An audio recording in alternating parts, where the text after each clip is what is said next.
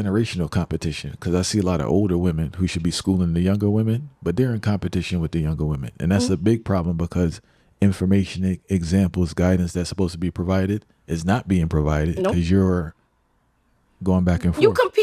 competing with your daughters and your nieces instead of teaching them from the mistakes that you made, right? Like, so even if you didn't have a successful relationship, or you might have been out in those streets, but you know what the repercussions were. So you take that, you share that with them, like, hey, let's don't do this because this is what can happen, because this is what happened to me, right? It doesn't always have to be like you had this perfect example. It can be a bad example and made to be good. With the guidance. Exactly. But and it's my generation of women that are doing this, because I see multiple videos where they're like, we look better than y'all, us Gen X's look better than y'all Gen Z's and this.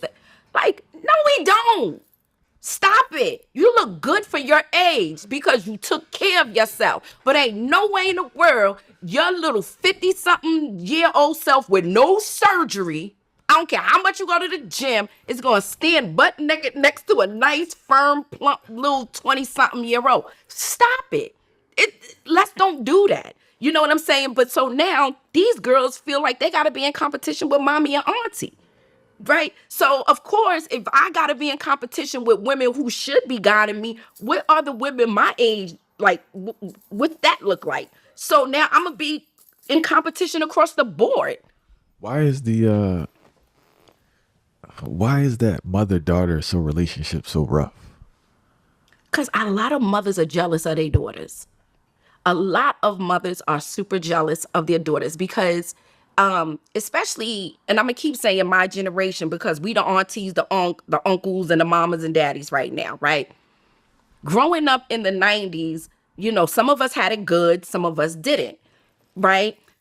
Now we're able to provide a certain way for our children. So our daughters are able to dress a certain kind of way. They're into makeup and things we weren't into back then, right? Their appearance is way more feminine and softer than ours was. You know what I'm saying? So now you looking at this stuff. Now you got the money to do this stuff, but you can't compete anymore. And so you kind of resent your daughter for being everything that you were not. Not that you don't love her, not that you don't, because I know that you do. It's just that you didn't have that. Because I look at my daughter and I'm like, now, if you look at my pictures when I was younger, I was a little roundaway hottie. I look at my daughter at the same age, I'm like, my daughter's a baddie. Like, she's just beautiful. It's different. But I appreciate it and I love it and I promote it to her. I don't say, well, you can't hold a candle to me. You can't this. Like, I don't do that. And I see a lot of mothers doing that. I see mothers competing with their daughters for men, like younger men, because if you notice, the cougar thing really went through the roof at this point. Why? If you a cougar, that means you dating younger men, which means you dating men around your kids' age. Meaning you don't have no man. Exactly. And so now you got your daughter who is probably keeping him or in a relationship or has something you never had. And that makes you jealous because maybe she learned from your mistakes. And now you're jealous. So a lot of women are jealous of their daughters, period. I've witnessed firsthand seeing how a woman who didn't have stability was jealous of a daughter with stability. Because, and this is the catch-22 is because you provided the stability for her, but then you jealous of it because she's able to become and be everything that you weren't, that you never had the opportunity to be. I think as a culture, both men and women, mother and fathers, grandparents, grandmothers, they struggle with seeing the younger generation do better than them. As a culture, I and that should be the goal. Yeah, it should be the goal on paper.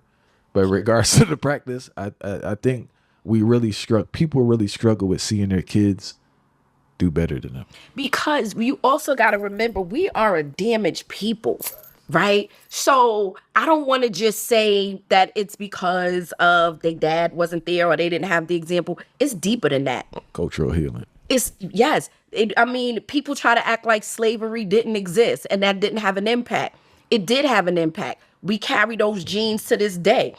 People try to act like Jim Crow didn't happen. It did. It was over in the 70s. I was born in the 70s. So we not that far removed from it, from Redline and from all of these different things that made us feel like we had to scrape and scrounge and scratch. And so the way that we think is all warped.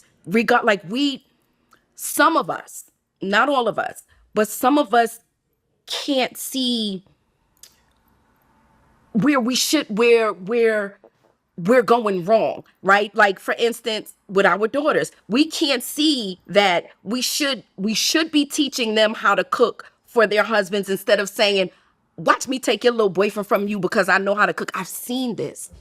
I've seen this where it's like, yeah, you ain't gonna keep him because you don't know how to do laundry. Well, why you ain't show him, ma?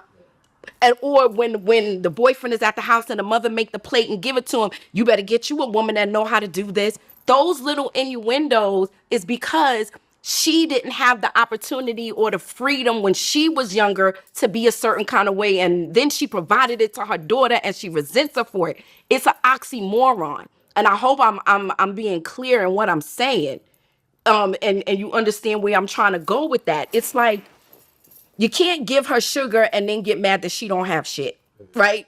Because you provided that for her. And she's softer than you. And she's not damaged yet. And you see her innocence and you see all of these things that you once were, but the world got to you, right? The world get to it. That's just what it is. And you resent that. You resent it.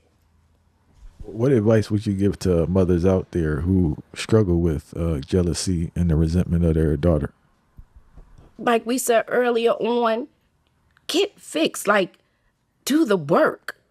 Do the work. Like, find out, why do I feel this way, right? Don't be jealous of somebody, right? Like, what's making me feel this way? What is it about me? Like, you have to self-reflect. Self-reflecting is an ugly thing, a very ugly thing.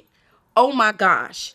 If we really sat down and was real with ourselves about every little ugly thing about ourselves, it's not pretty, but it helps, man. That's the only It's a, way to get it's a fixed. needed experience to grow and to heal. See, And if you're unable to do it or you're scared to do it, you're gonna be stuck in that thing. you're gonna forever and always be this bitter, undercover, bitter, spiteful, resentful person, even though you try to put on a mask that you're not. You will never be happy. We were not put on this earth to be unhappy like that, right? We come from a culture where we didn't go to therapy. We didn't do these things. But now we've learned, we're in the age of information. It's nothing wrong with it. Get fixed. Get fixed. The first step is admitting, just like in a 12-step program, admitting that there's a problem. But if you can't admit that there's a problem and you have an issue, then you're never going to be able to get fixed.